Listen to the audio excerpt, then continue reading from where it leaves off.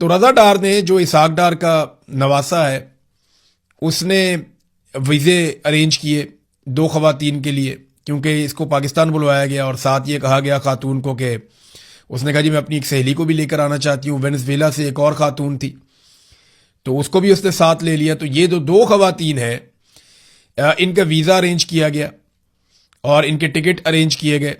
رضا ڈار نے اور اس کے باس نے انہوں نے مل کر یہ کیا اور پھر انہیں پاکستان میں ایئرپورٹ پہ پروٹوکول لگوا کر ریسیو کیا گیا.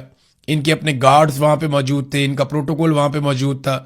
تو بڑے شاندار طریقے سے ان خواتین کو لایا گیا، پھر ان کو گھمایا پھرایا بھی گیا اسلام آباد، پنڈی شنڈی ادھر ادھر. تو یہ خواتین کو شروع میں آئیڈیا تھا کہ شاید ٹھیک ہے معاملہ ٹھیک چل رہے ہیں، لیکن اس کے بعد لین دین کے تنازع پر جو اب تک بات سمجھ آئی ہے انہوں نے اغوا کر لیا ان خواتین کو اور لے جا کے ان کو حبس بیجا میں رکھ لیا. انہیں یرغمال بنا لیا لاہور کے ایک گھر میں ڈی ایچ اے میں، اور نہ صرف انہیں یرغمال بنا لیا بلکہ وہاں پہ اور بندے بھی لے آئے اور ان خواتین کے ساتھ جو ہے وہ جبری زیادتی کروائی گئی، جن میں سے ایک خاتون کے ساتھ 3 افراد نے جبری طور پہ زیادتی کی، زخمی بھی کیا. اور بہت نازیبہ، بہت ہی گھٹیا ہے وہ ایف آئی آر. اگر آپ پڑھیں تو وہ یعنی میں وہ پڑھ کے سنا بھی نہیں سکتا، وہ بتا بھی نہیں سکتا، وہ اتنی گھٹیا ایف آئی آر ہے. اب وہ کیونکہ یورپ سے اور لیٹن امریکہ سے آئی ہوئی خواتین ہیں تو ان کے لیے نا بولنا اور لکھنا کوئی مشکل نہیں ہے. انہوں نے ایک ایک لفظ کھل کے لکھ دیا کہ انہوں نے ہمارے ساتھ کیا کیا ہے، اور دھمکایا بھی بہت گیا خواتین کو. انہوں نے سارا کچھ بتایا اس ایف آئی آر کے، تو بڑی خوفناک ایف آئی آر ہے. پھر جناب ان کے والدین سے رابطہ کروایا گیا خواتین کا کہ $15 لاکھ کا ارینجمنٹ کیا جائے، $1.5 ملین، اور وہ دیا جائے رضا ڈار کو اور اس کے باس کو، ان لوگوں کو. اب یہ جو خاتون کے والدین ہیں انہوں نے رابطہ کیا، پھر امبیسی کے ساتھ رابطہ کیا گیا. اب میری انفارمیشن کے مطابق پولیس نے فوری طور پہ کارروائی نہیں کی.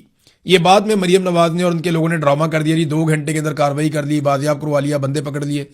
یہ سب جھوٹ ہے. پہلے کچھ بھی نہیں ہو رہا تھا، لیکن پھر اس کے بعد جب امبیسی انوالو ہوتی ہے تو پھر ایجنسیاں بھی انوالو ہوتی ہیں، اور وہ ہر طرف جہاں جہاں ان کا ہاتھ پڑتا ہے امبیسی نے پھر آگاہ کیا. ان کے اپنے چینلز ہوتے ہیں باقاعدہ، تو وہاں جب انہوں نے بتایا تو فوری طور پہ سسٹم ایکٹیویٹ ہو گیا. پھر پنجاب حکومت کو ڈنڈا آیا، فوری طور پہ پولیس نے جا کے بازیابی کروائی، خواتین کو بازیاب کروایا گیا وہاں سے اور ملزمان کو گرفتار کر لیا گیا. اب یہ جو رضا ڈار ہے، یہ جو اسحاق ڈار کا نواسا ہے، بہت قریبی رشتہ دار ہے، یہ پکڑا گیا اور باقی ملزمان بھی پکڑے گئے ہیں اور خواتین برآمد ہو چکی ہیں. ان کا میڈیکل کروایا جا چکا ہے اور میڈیکل کروانے کے بعد انہیں جمعے والے دن یعنی آج کے دن واپس ان کے ملک میں روانہ کر دیا جائے گا.